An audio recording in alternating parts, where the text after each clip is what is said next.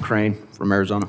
Ms. Crane, Request to enter into the record from Oversight Project article tracking movement of illegal aliens from NGOs to the U.S. Interior. without objection, shall be admitted into the record. Thank you. Chairman, Mr. Thompson, I'd like to enter into the record the statement of Bishop Nicholas DiMaggio of Brooklyn, New York, in which he states, from our Catholic faith perspective, the issue is ultimately about human beings. without objection, will be entered into the record. With the gentleman yielding, the chair now recognizes the gentlelady from South Carolina, Ms. Biggs. Thank you, Chairman Guest, and thank you to our witnesses for your patience today. This hearing is important, and I think it's crucial that we know the role that the NGOs played in the invasion of our country. While the Biden administration opened the doors, the NGOs fueled the invasion.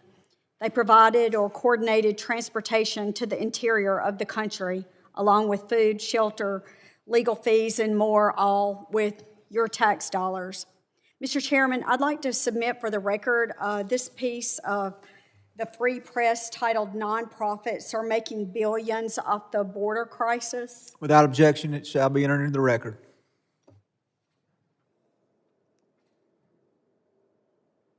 So Global Refuge, one of these Trojan horses, listed $202 million in revenue in 2022, up from $50 million in 2018, which is 86% of that money came directly from the taxpayers. Another organization, which we've already talked about today, Endeavor, received 99.6% of its revenue from taxpayers. And these groups made profits by forcing us to pay for the invasion of our own country.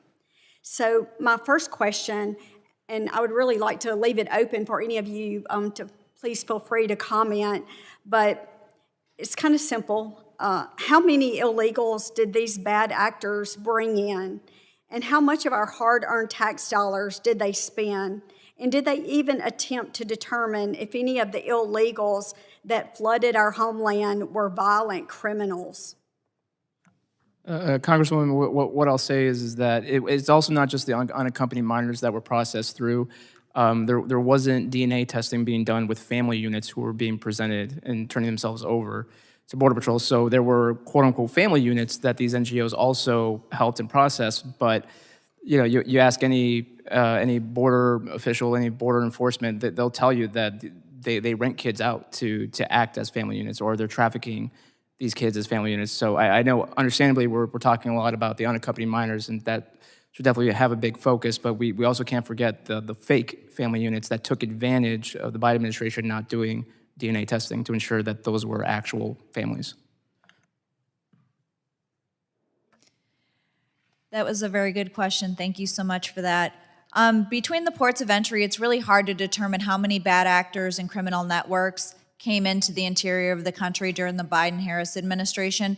I know it's frustrating to hear that we keep mentioning the Biden-Harris administration, but when you have over 300,000 children that went missing under that administration, it is worth asking because they are still missing.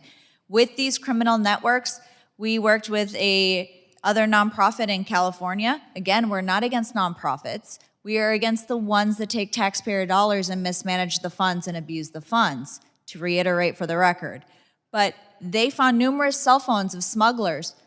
The GOAT initiative works with local law enforcement and turns over cell phones that include data as far as how to obtain a child once you're in the United States, what pathways to take, and even include the nuclear posture of the United States.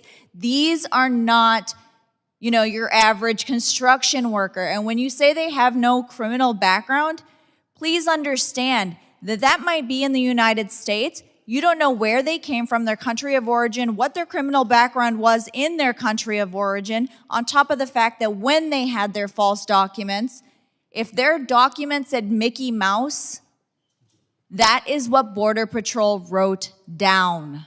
So how do we know what their backgrounds truly are from their home countries when we did no meaningful checking of the false documents that they provided to our agencies? Thank you. Congresswoman, to answer the heart of your question, I think it's virtually all of the illegals that were released into the interior.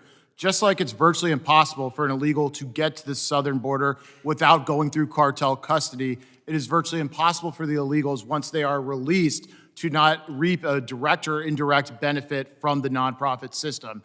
That's why this is so detestable. They had built a system on parallel with the cartels. The NGOs and the Biden administration operated as the final chain in the link of this human smuggling, not only of children, but of everyone who came illegally. Thank you very much. It's very disheartening, and I appreciate your insight on this. And with that, I yield back. The gentlelady yields back. The chair recognizes the gentleman from Louisiana, Mr. Carter, for 5 minutes. Thank you, Mr. Chairman. I wholeheartedly support